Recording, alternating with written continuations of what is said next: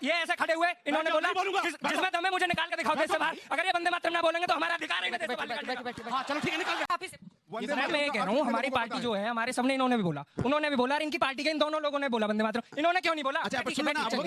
क्या डिबेट? जब हमारे पुरखा युद्ध लड़ने जाते थे, हमारे जितने भी बड़े बुजुर्ग हैं वो जय भवानी जय वंदे मातरम सब बोल के जाते थे। इनका क्या बोलते हैं? क्या राहुल गांधी को लगता है कि 2 महीने में उनके आरोपों पर भारत का जेन ज़ी आंदोलन कर देगा? इसमें लगेंगे 2-3 महीने।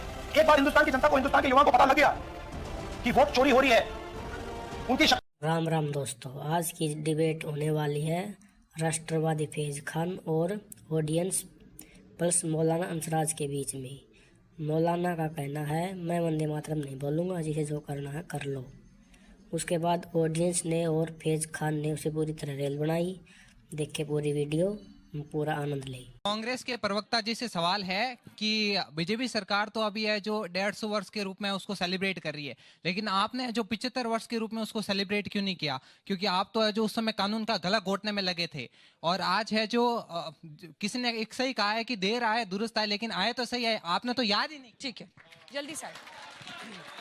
अरे राज्यसभा का पूछो जो जवाब। मेरा सर से सवाल है, सर ने कहा था कि जो है वंदे मातरम बोला जा सकता है नारे के तौर पे। आपको शायद पता होगा पुराने समय में भी जब राजा महाराजा युद्ध पे जाते थे तो नारे से पहले उनके अंदर जोश भरने के लिए गीत दिया जाता था। तो वंदे मातरम का गीत जोश भरने के लिए था, तो उसमें क्यों कटनी छटनी की गई? वो पूरा 6 स्टैंजा का गीत क्या जोश नहीं भर सकता था? बहुत सुंदर। हो गया, यही सवाल था। और कोई इधर से? अब इस हिस्से से आप आइए। जय भवानी। आज जब यूनिटी की बात होती है, ओके सॉरी, आज जब यूनिटी की बात होती है तो वंदे मातरम जैसे नेशनल एंथम को रिस्ट्रिक्शन क्यों लगाए गए हैं? ठीक। और इधर से आप आइए, आगे आइए मैम, आइए। भाई उधर से लड़के बच्चे भी नारेबाजी करने लगे, मान नहीं रहा अंदर का। आ रही हूँ। पार्लियामेंट में भी एक बार इनको सुन के भेजेंगे, बोलो राज्यसभा में भी। सवाल सुनिए। अरे भदौरिया जी, दोनों पार्टियों से है कि वंदे मातरम बोलने में और ना बोलने में क्या दिक्कत है, और वंदे मातरम में जो काटा गया है, जो शब्द या जो भी लाइनें हैं, वो क्यों काटा गया है? अब बोलिए। बहुत बढ़िया। बोल रहा हूँ, आप बोलिए। बोल रहा हूँ। देखिए मैंने इनसे बोला साफ। अच्छा, एक आखिरी सवाल उधर से, एक आखिरी सवाल उस बच्ची से। क्या ये वंदे मातरम बोलने से जो हमारे देश के प्रति प्रेम है वो कम हो जाएगा? बिल्कुल सही। किससे पूछ रहे हैं ये तो बताइए आप लोग। आइए जल्दी से। कौन कौन यहाँ नारा लगा रहा था? मेरा कांग्रेस के स्पोक पर्सन से क्वेश्चन है, नेहरू जी की क्या मजबूरी रही होगी या किसको खुश करना था कि उन्होंने 1937 में वंदे मातरम के 5 स्टेंजास को काटा था? बहुत बढ़िया लिख के लाए हो, गूगल किए हो, क्या किए हो? मैम एक्चुअली हम लोग अगर भारत में रहते हैं तो वंदे मातरम बोलने में शर्म किस बात की है? गुड, बहुत बढ़िया, बहुत बढ़िया। और मेरी क्वेश्चन है कि वंदे मातरम बोलने में क्या कोई धर्म विशेष को समस्या है? किसी को जवाब दे दो। करवा दिए यार देश का, और क्या? मैम वंदे मातरम हमारे देश की आजादी की लड़ाई की रगों में दौड़ता था, फिर आज इससे किसे एलर्जी हो रही है? बस क्या बात है, क्या बात है सर, क्या बात है सर, क्या बात, ये बात है। खड़े हैं एलर्जी वाले। कितने लोग, मैं आ रही हूँ, 2 सवाल उधर से भी लेने दीजिए। अंजना जी, कितने लोग हैं जो ये मानते हैं कि वंदे मातरम को लेकर अगर ये मनाया जा रहा है जश्न तो ये अच्छा है और इस पर चर्चा होनी चाहिए? कितने लोग ये मानते हैं? हाथ उठाइए। चर्चा का विषय? यस मैम, इस पे चर्चा ही नहीं होनी चाहिए। ये हमारे देश का गीत है, इसे सबको बोलना चाहिए। एडवाइजरी है आपको, आपके ऊपर है बोलना नहीं बोलना। मैं तो बोलूंगा, मैं भारत का नागरिक हूँ। जय हिंद, जय भारत। बिल्कुल एक्चुअली मैम हर कोई धर्म बोल सकता है, लेकिन बीजेपी ने ये ठेका नहीं ले लिया है कि वो हर किसी की नागरिकता का प्रूफ मांगे कि वो हिंदुस्तानी है या नहीं है। वहीं से ये सवाल आता है जो मैंने आपसे पूछा था कि संविधान उनको आजादी, नेक्स्ट राउंड में आ रही हूँ, संविधान उनको आजादी तो देता है मौलाना जी को कि बोले ना बोले। एक बार शुरू इनसे करते हैं क्योंकि ज्यादा सवाल इनके लिए हैं, फिर इन दोनों। देखिए अंजना जी, मैं फिर दोहराता हूँ, छोटा जवाब। मैं बिल्कुल छोटा जवाब दे रहा हूँ और मैं फिर दोहराता हूँ, और मैं देश के नागरिक के नाते कह रहा हूँ, आपको मेरे को गलत कहना है, मुझे गलत कहिए। आपको मेरे को सजा देनी है, मुझे सजा दीजिए। आपको मुझे जेल में डालना है, मुझे जेल में डालिए। पर इस देश के जिस नारे की गूंज के लेकर के देश के स्वतंत्रता संग्राम में शहीद होने वाले हमारे सेनानियों ने अपनी जान दी है, अगर उसको कोई आज के समय में नहीं गाएगा, मेरे लिए वो इस देश में रहने के लायक नहीं है। इसमें कोई दो राय नहीं है। बात तो सही है। ये हमारा, ये भाजपा कांग्रेस का विषय नहीं है, ये हिंदू मुसलमान का विषय नहीं है, ये बीजेपी और मोदी का विषय नहीं है, ये देश का विषय। 5वीं बार वो बच्चा भी मेरे वो बच्चा भी सुनिए, वो 5वीं बार टेक 5 था उस लड़के का। मैं सबको बताऊंगा कि यहाँ पे जितने लोग हैं, जितने लोग बैठे हैं, किसी को ना पार्टी कोई भाजपा या कांग्रेस राष्ट्रभक्ति नहीं सिखाएगी। आप लोग इस देश में जब पैदा होते हैं ना, राष्ट्रभक्त पैदा होते हैं। अब स्वर्णमयी लंका नमे लक्ष्मण रोचते जननी जन्मभूमिश्च स्वर्गादपि गरीयसी। तो जन्मभूमि और जन्म देने वाली दोनों स्वर्ग से महान है। और नेहरू जी की बात जब आप करते तो शुक्र मनाइए कि नेहरू जी ने इस वंदे मातरम को इस राष्ट्र गीत के लिए प्रायोजित किया, उसको लाया। 1986 में रहमतुल्लाह सयानी और गुरु रविंद्रनाथ टैगोर ने 1986 में कलकत्ता के पहले अधिवेशन में गाया था और एक्सेप्ट किया था इसको। और आप लोग कहते हैं कि काट छाट क्यों किया था? आप लोग यहाँ पे बैठे कितने लोगों ने वंदे मातरम गीत पूरा गाया है? बताइए कितने लोगों ने गाया है? हमने। बहुत बढ़िया। ये देखिए, दिखाइए भाई, हाथ दिखाइए इधर। कितने लोगों ने गाया? सारे बच्चे हाथ उठा रहे हैं। कितने लोगों ने गाया? सबने गाया है ना? किसी ने रोका नहीं है कि आप पूरा गाइए, आधा गाइए, इसमें कोई रोक नहीं लगेगी। अब ये रोक लगाएंगे वंदे मातरम पर। सुनिए, वो लोग हैं नरेंद्र मोदी मातरम पर रोक लगाएंगे। 1 मिनट चुप। एहसान हो गया, नरेंद्र मोदी जी बोलोगे चुप। एहसान हो गया इनको वंदे मातरम पर। नरेंद्र मोदी जी बोलोगे। नरेंद्र मोदी जी वो हैं जो हमारे घर में मुसलमान रहते थे आसपास। हमारे घर में ईद में सेवैयां और खीर आती थी। नरेंद्र मोदी जी कहते थे मुसलमानों के बीच में रह के सुरक्षित होते थे। और योगी जी कहते हैं अगर 50 हिंदुओं के बीच में एक मुसलमान होगा वो सुरक्षित रहेगा, लेकिन 100 हिंदू 6 बार पूछो, 10 मुसलमानों के बीच में एक हिंदू रहेगा तो सुरक्षित नहीं रहेगा। ठीक है, फैसला साहब जल्दी से भैया 1896 में कांग्रेस के अध्यक्ष रहमतुल्लाह सयानी जी थे। पूरा वंदे मातरम गाया गया था।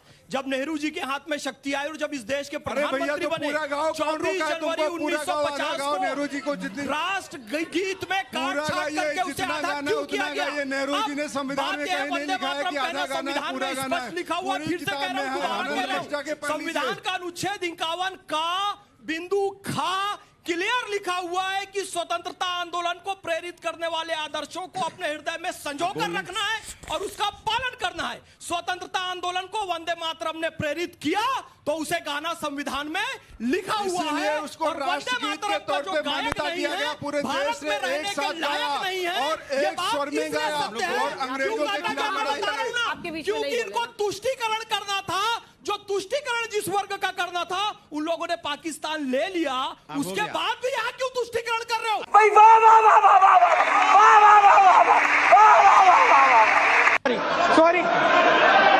सॉरी बंकिम चंद्र चट्टोपाध्याय वाला पूरा आपको चाहिए। भेजेंगे तुम्हारे पड़ोस में जो खड़े हैं। देखिए, सवाल इस बात का है कि किसी ने यहाँ पे पाकिस्तान का नाम नहीं लिया।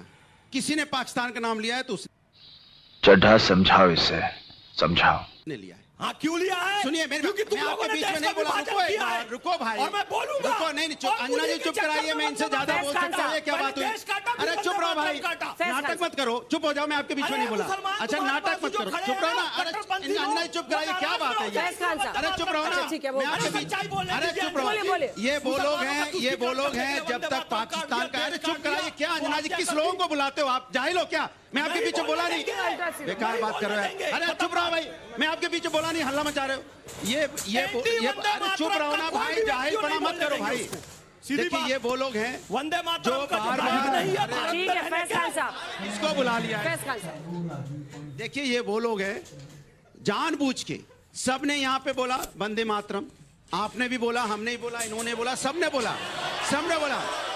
एक मिनट, सबने बोला वंदे मातरम। एक मिनट रुको ना, मेरी बात होने दीजिए। मेरी पूरी बात होने दो। अरे पूरी बात होने दो। उनके लिए सोच लो। वंदे मातरम, सुनिए मेरी बात सुनो ना। अरे बात होने, आप बताइए ये कैसी डिबेट है? बात होने दो ना। अरे बात होने दो भाई। वंदे मातरम मेरी, अरे बात होने दो। अरे मेरी बात सुनने दो, पूरी बात।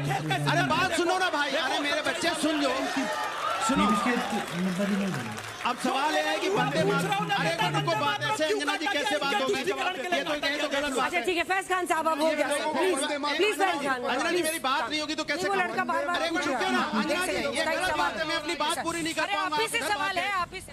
मैं ये कह रहा हूँ हमारी पार्टी जो है, हमारे सबने, इन्होंने भी बोला, उन्होंने भी बोला, और इनकी पार्टी के इन दोनों लोगों ने बोला वंदे मातरम, इन्होंने क्यों नहीं बोला? अच्छा अब सुन लो ना, अब हो गया।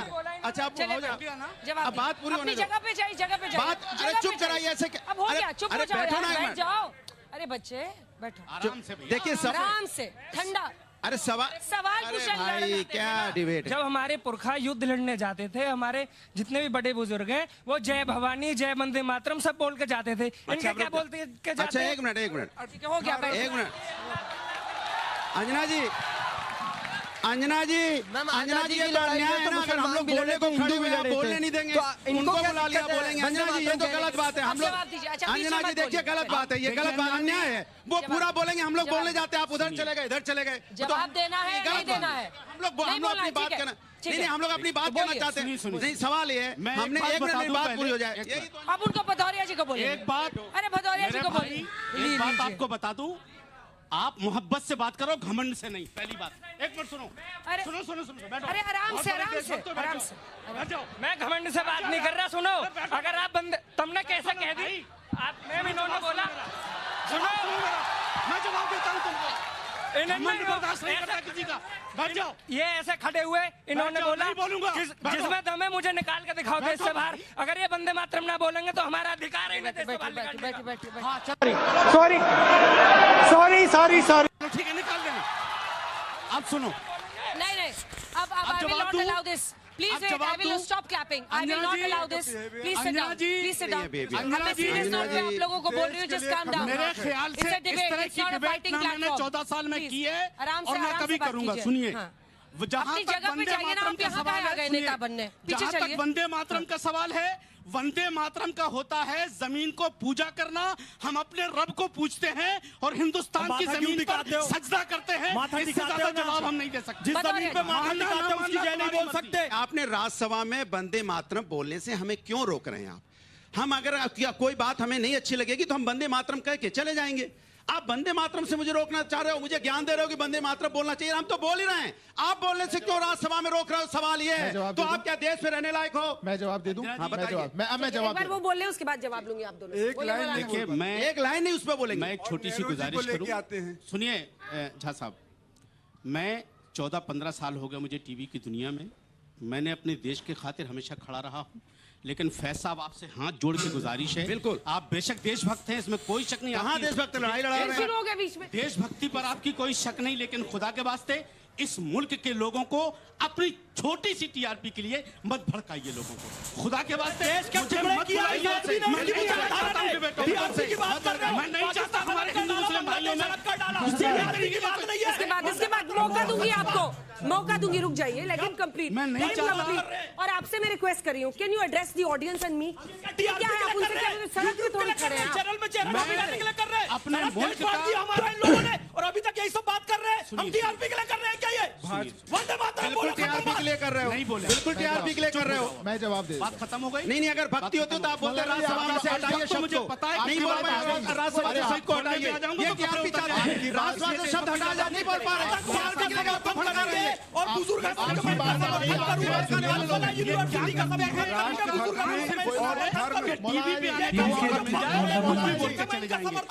जो लोग इस मुल्क में पैदा हुए हैं वो अपने मुल्क के लिए आपकी बात आ गई, अब बोल देते हैं। बार-बार 10 सेकंड बोलते हैं। बार-बार एक बात कही जा रही है, एडवाइजरी एडवाइजरी एडवाइजरी। यहाँ तो कोई एडवाइजरी नहीं है। यहाँ क्यों नहीं बोलते? यहाँ क्यों नहीं बोलते?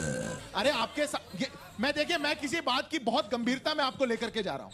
1875 में लिखा गया, पूरा गीत था। 96 में गाया गया, पूरा गीत था। 1907 में प्रतिबंध लगा, पूरा गीत था। अंग्रेजों ने 5-5 रुपए के जुर्माने लगाए उन बच्चों पे जो वंदे मातरम गाते थे, पूरा गीत था। 37 में ऐसा क्या हुआ कि नेहरू ने कटनी चटनी कर दी? उस पर जवाब क्यों नहीं आ रहा? पूरी डिबेट निकल करके चली जाएगी, पर आज 150वां वर्ष हम वंदे मातरम का मना रहे हैं। कोई इस बात को कहने को तैयार नहीं है। राज्यसभा में तो ऐसे नारे के साथ, अरे राज्यसभा में तो हटवा दो। मेरे ये गुजारिश है, बोलने दीजिए बीच में। अपने देश के हक में बोलना, आतंकवाद के खिलाफ में बोलना, वंदे मातरम के पक्ष में बोलना, क्या ये केवल टीआरपी है कि मेरे दिल की आवाज है? और सुनो, अगर ये दिल की आवाज है और दिल की आवाज कहने से मोहम्मद फैज खान को टीआरपी मिलती है, वंदे मातरम कहने से टीआरपी मिलती है, तो फिर तो मैं और वंदे मातरम बोलूंगा। यही नहीं, अभी और सुनिए। मिलनी भी चाहिए। अच्छा ये बताओ टीआरपी किसको मिलनी चाहिए? जो वंदे मातरम बोले उसको टीआरपी मिलनी चाहिए, या जो भारत माता को अपशब्द कहे उसको टीआरपी मिलनी चाहिए? जो वंदे मातरम बोले उसको टीआरपी मिलनी चाहिए। तो हमारे देश का युवा टीआरपी देगा।